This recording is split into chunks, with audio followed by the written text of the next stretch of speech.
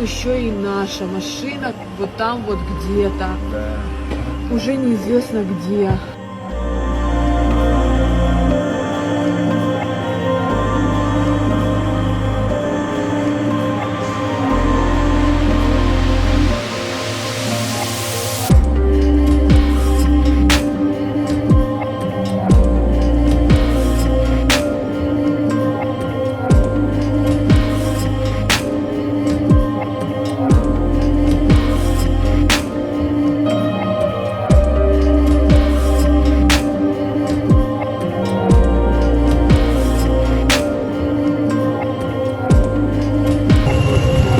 Та сторона начала спадать, слишком навечно. Она и там при То есть отвертке вы спадает. технически считаете, что мы сделать ничего не можем?